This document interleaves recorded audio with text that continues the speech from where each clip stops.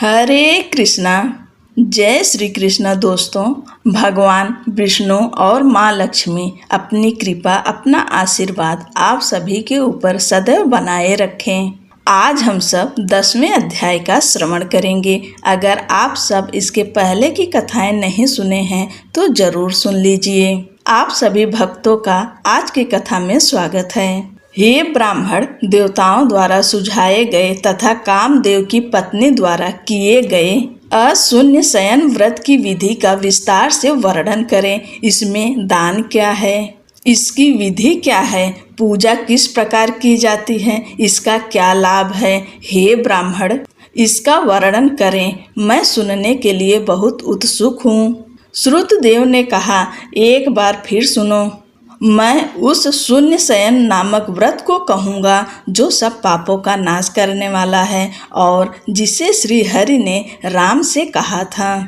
यदि वह व्रत किया जाए तो मेघ के समान तेज वाले देवों के स्वामी, जगत के स्वामी, समस्त पापों का नाश करने वाले लक्ष्मी के प्रति भगवान प्रसन्न होते हैं। हे राजन, यदि कोई मनुष्य इस पाप नाशक व्रत को नहीं करता और गृहस्थ जीवन व्यतीत करता है तो उसके लिए यह व्रत निष्फल हो जाता है। हे राजन, श्रावण मास के शुक्ल पक्ष की द्वितीया को अशून्य शयन नामक उत्तम व्रत का उद्यापन करना चाहिए। वर्षा ऋतु के 4 महीने आने पर मनुष्यों को नियमित रूप से हविष्य भोजन ही खाना चाहिए। हे प्रभु, 4 महीने के दौरान पारणा पूरी करनी चाहिए। लक्ष्मी के साथ जगत के स्वामी जनार्दन की पूजा करनी चाहिए। जब पारण का दिन आए तो बड़े कुटुंब वाले ब्राह्मण को 4 प्रकार के खाद्य पदार्थ भेंट करने चाहिए। भगवान की मूर्ति सुंदर होनी चाहिए और सोने या चांदी से बनी होनी चाहिए। भगवान को पीले वस्त्र पहनाए जाने चाहिए और उन्हें वन की मालाओं से सजाया जाना चाहिए। मूर्ति को सुंदर तरीके से बनाया जाना चाहिए। भक्त को पुरुषोत्तम की पूजा मीठी खुशबू वाले सफेद फूलों से करनी चाहिए। पूजा के साथ बिस्तर, वस्त्र, ब्राह्मणों को भोजन, जोड़ों को भोजन और धन का दान देना चाहिए। इस प्रकार 4 महीनों में जनार्दन की पूजा करके भक्त को मार्गशीर्ष से शुरू होने वाले महीनों में पहले की तरह श्री हरि की पूजा करनी चाहिए। उसे लाल रंग वाले और रुक्मिणी के साथ रहने वाले भगवान श्री हरि का ध्यान करना चाहिए।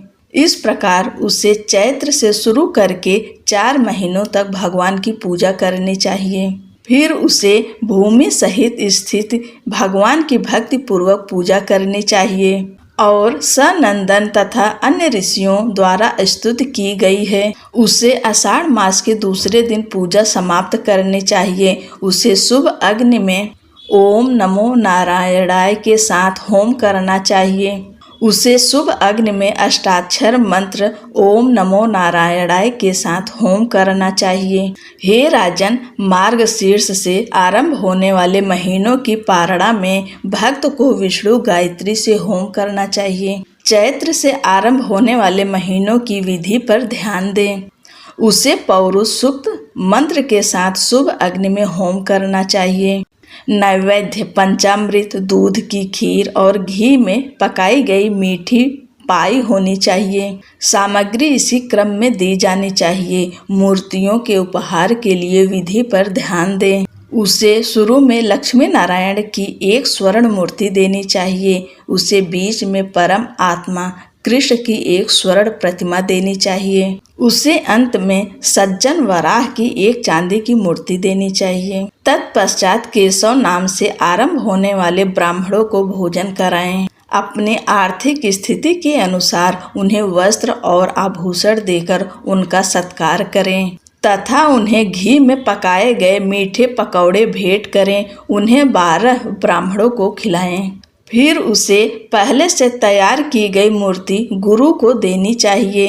पहले से तय की गई शैया पूरी होनी चाहिए और सभी आभूषणों से सुसज्जित होनी चाहिए। उस पर भगवान लक्ष्मी नारायण की विधिवत पूजा करनी चाहिए। उसे एक श्रेष्ठ ब्राह्मण, एक बड़े परिवार वाले वैष्णव को एक बेल धातु का बर्तन और बहुत सी मीठी रोटियां देनी चाहिए। उपहार में वस्त्र और आभूषण के साथ साथ पैसे भी देने चाहिए। उसे अन्य ब्राह्मणों की भी विधिवत पूजा करनी चाहिए और उन्हें भोजन कराना चाहिए।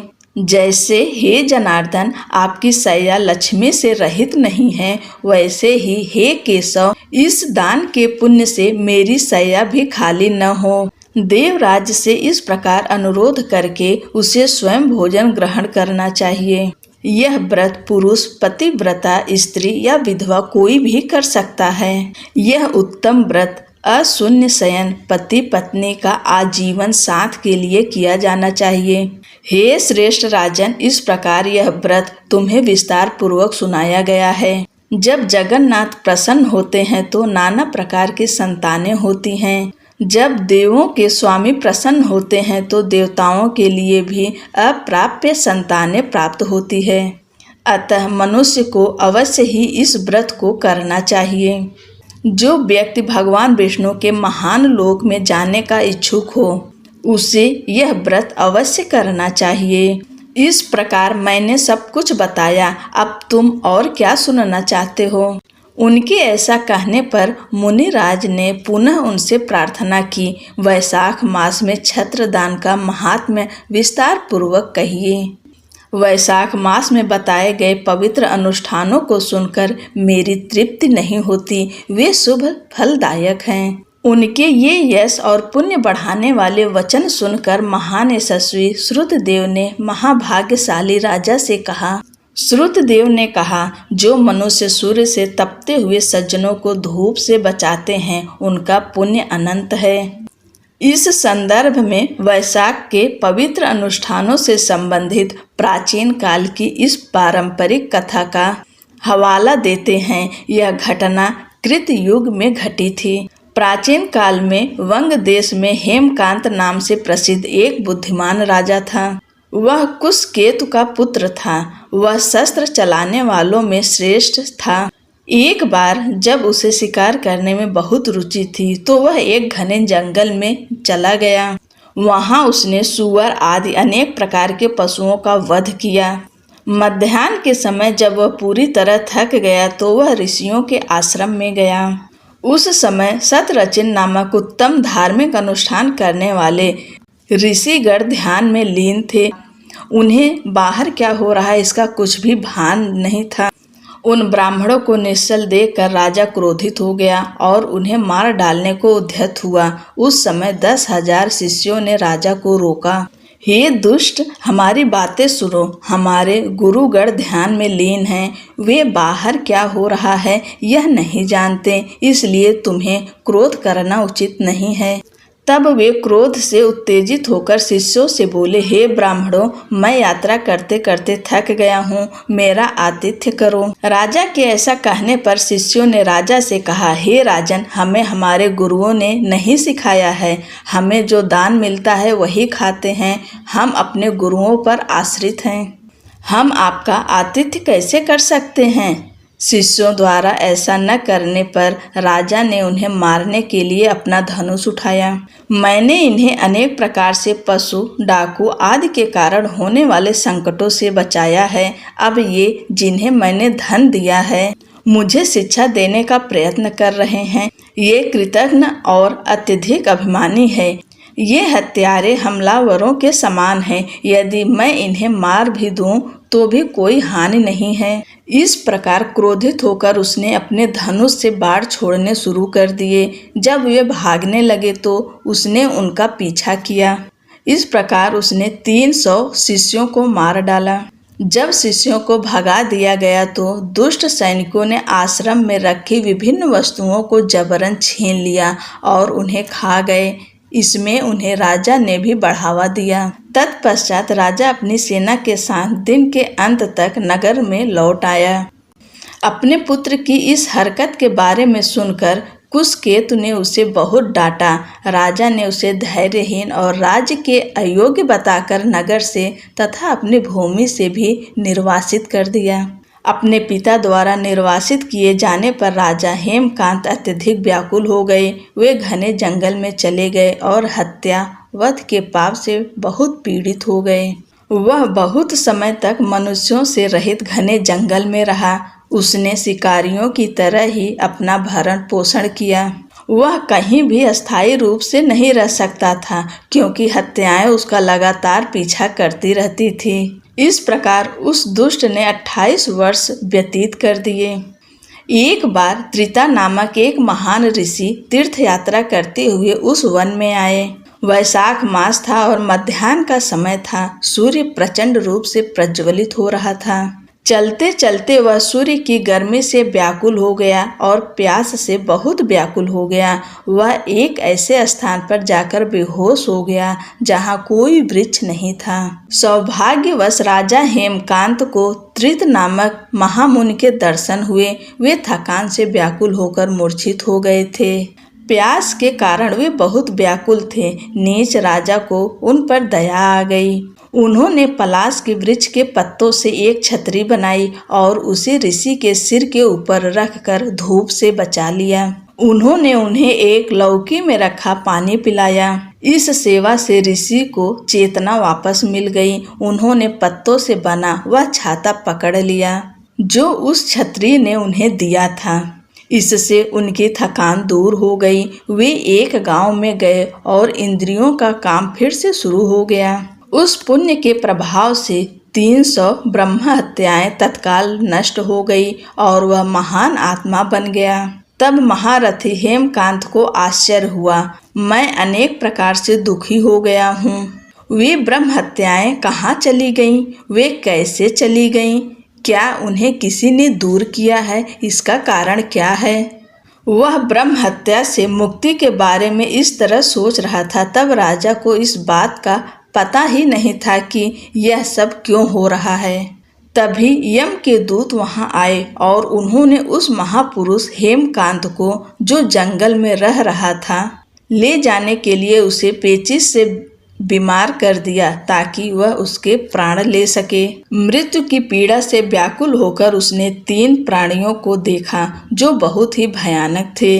जिनके सिर के बाल खड़े हुए थे वे यमदूत थे जो उसे भयभीत कर रहे थे। राजा अपने बुरे कर्मों पर विचार करते हुए चुप हो गया। छत्रदान के फल स्वरूप उसे भगवान विष्णु की याद आ गई। महाविष्णु ने अपने मंत्री विश्वक्सेन से कहा, तुम शीघ्र जाकर यमदूतों को रोको। वैशाख मास में लगे हुए हेमकांत की रक्षा करो। उसके नगर में जाकर मेरे इस पाप मुक्त भक्त को उसके पिता को सौंप दो। मेरे द्वारा कहे गए इन वचनों के द्वारा कुशकेतु को समझाओ। चाहे कोई समस्त धर्मों से रहित हो अथवा ब्रह्मचर्य आदि से रहित हो, यदि यह वैशाख धर्मों में लगा हुआ है तो वह निसंदेह मेरा प्रिय होगा। यद्यपि तुम्हारे पुत्र ने घोर अपराध किया है, फिर भी वह ऋषि को बचाने में लगा हुआ था। चूंकि उसने वैशाख मास में छत्र का दान किया है, इसलिए वह अपने पापों से मुक्त हो गया है। इसमें कोई संदेह नहीं है। उसे पुण्य के प्रभाव से वह शांत दंत हो गया है। हे हेमकांता, हे भगवान के इस प्रकार आदेश पाकर महाबली विश्वक्सेन हेमकांत के पास आए और यमदूतों को रोक दिया। अपने कृपालु हाथ से उन्होंने राजा के अंगों का स्पर्श किया। भगवान के भक्त के संपर्क के प्रभाव से वह क्षण भर में ही सभी रोगों से मुक्त हो गया। विश्वक्सेन उसके साथ उसके नगर में गया। उसे देखकर महाप्रभु कुशकेतु आश्चर्यचकित हो गए। उसने भक्ति पूर्वक सिर झुकाया और भूमि पर लेटकर प्रणाम किया। वह परम पुरुष के सेवक को अपने धाम में ले गया। उसने नाना प्रकार की प्रार्थनाओं से उनकी स्तुति की। उसने उसकी महान समृद्धि से उसकी स्तुति की। उससे प्रसन्न होकर महाबली विश्वक्सेन ने उसे सब कुछ बताया जो भगवान विष्णु ने हेमकांत के विषय में उससे पहले कहे थे। यह सुनकर कुशकेतु ने अपने पुत्र को राज्य में बिठाया। विश्वक्सेन की आज्ञा पाकर वे अपनी पत्नी सहित वन में चले गए। हेमकांत से विदा लेकर विश्वक्सेन श्वेत द्वीप चले गए। बुद्धिमान और उदार चित्त विश्वक्सेन पुनः भगवान विष्णु के पास आ गए। इसके बाद राजा हेमकांत ने वैशाख से संबंधित सभी पवित्र अनुष्ठान किए, जिससे भगवान विष्णु को प्रसन्नता प्राप्त हुई और वे हर साल उन पवित्र अनुष्ठानों को करते थे। वे ब्राह्मणों के प्रिय संरक्षक थे, जो सदाचार के मार्ग पर दृढ़ता से चलते थे। वे शांत स्वभाव के थे। उन्होंने सभी इंद्रियों और मन को वश में कर लिया था। वे सभी जीवों पर दया करते थे। वे सभी यज्ञों में दीक्षित थे। वे सभी समृद्धि से समृद्ध थे। वे पुत्रों पौत्रों आदि से घिरे हुए थे। सभी सांसारिक सुखों का आनंद लेने के बाद उन्होंने विष्णु के लोक को प्राप्त किया।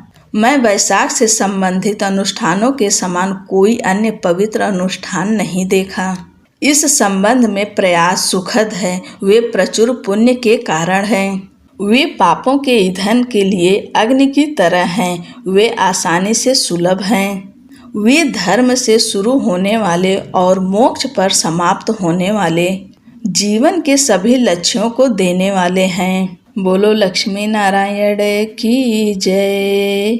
दोस्तों, आज की कथा यहीं पर समाप्त होती है। अगले की कथा अगले के वीडियो में हम सुनाएंगे। तब तक के लिए जय श्री कृष्णा, राधे राधे।